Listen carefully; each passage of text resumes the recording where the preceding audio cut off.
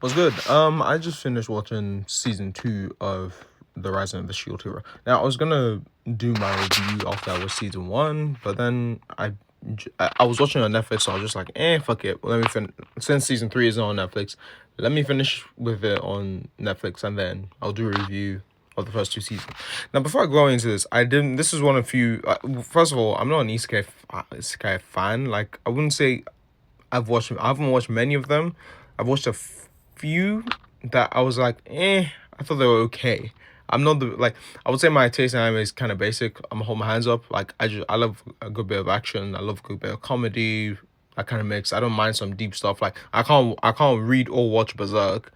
That's just too deep for me. Like monster things like that. I, they're just borderline scary, right? Like even to an extent, Tokyo Ghoul, because there's a lot going there, but that might just be me being a little bitch. But Rising of Shield, this was a decent anime. I would say, like, before I go into it, I read a bit about it online, and they're like, yeah, go for it. Season 1's really good. And then I was reading, okay, is there a season 2? Because I don't I don't want to be waiting.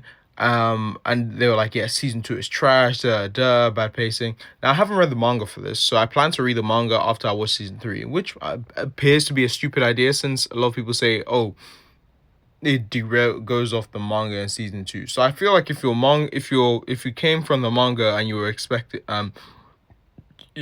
you were watching the show, then yeah, you'd be like, this is trash. But I haven't read the manga, so I don't know. I just know what I've seen online. Anyway, for my actual review, season 1 was calm. Season 1 was a good 8.4. I wouldn't say it was a slow burner. It was like it was gradually progressing. I enjoyed his he did I My only issue is I did feel like there was a slight lack of character of like full on character development or growth from him in like the first season, but it was the first season, so but I don't know why I'm expecting. I don't know. I just kind of expected a bit more. I enjoyed his character. I did like the whole thing with the dark shield. Like I saw some reviews. I saw Pino Pin's review where it was like, oh yeah, I didn't find that impressive. I kind of liked it. I'm not gonna lie. I like that he had this like ridiculous shield. Like, cause even because in season 2 it came full circle with Oast giving him the um I can't remember what shield it was. Like Oast gave him a new shield basically, and he was able to just vanquish the powers of the zombie dark dragon, and just leave leave the Rash shield.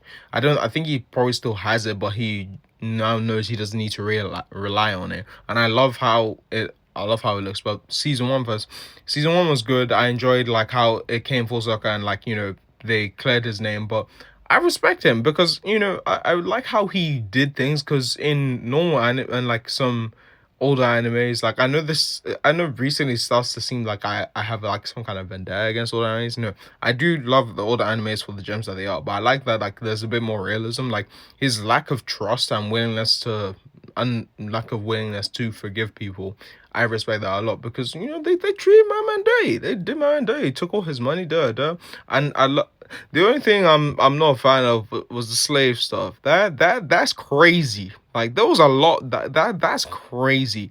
Like when what's her name? Raftalia was trying to get Shirazu to be a slave. She was like, "Oh yeah, come be a slave." I said, "Wait." I said, "Hey now. Hey, that's not what we're doing here. Okay? That is crazy. What the?" So yeah, the slave stuff was a bit of a, because these men were just a bit too excited to be slaves. And when the villain of season 2, I can't even, I literally just watched this. I can't remember what his name is. The white haired dude. When he was just like, yeah, use everyone by your side, and you have them as slaves. I was just like, yeah, he's not wrong. Like these niggas are slaves, and they're just friends with a known slave trader. Like, and I do like that. Like he's not trying to be like all out good. He's just following what he thinks is right, essentially, or following what he wants to do. So I did like I would say I gave season 1 an 8.4. Season 2 started off a little bit iffy. The animation was not. I hate CGI. But yeah, that's another. Like I was gonna give this an 8.5 for season one first, but the CGI moments. I can't stand CGI in anime. CGI, like they need to stop this shit. Whoever is allowing CGI anime, stop that shit, man. It's trash. CGI. I don't think I've seen one good bit of CGI in anime. Genuinely, maybe a few bits in Bleach, but that just might be me glazing Bleach. But I because Panita, there were some scenes where they did CGI with Panita's hand, um, and with Gerard, that was good. That was actually really good CGI. I can't lie. Hold my hands up. That was good.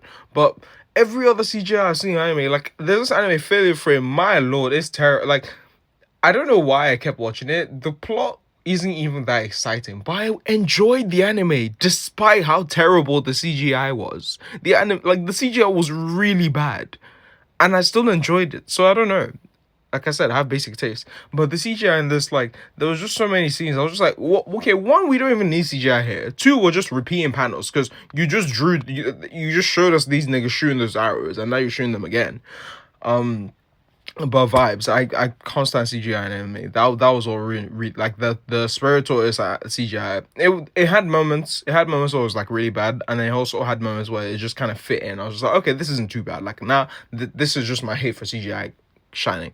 But season two was really was enjoyable. I would say like I'll give season two probably an 8.5. Because I like the ending. I like the villain as well because he was just because I like especially episode 12 where it showed like both of their different lives and how they both came to different conclusions and how he was just like, you know what, fuck this shit, man. I've been given a second chance at a world, bro. I'm gonna cause problems, and that's my villains. That's what I like.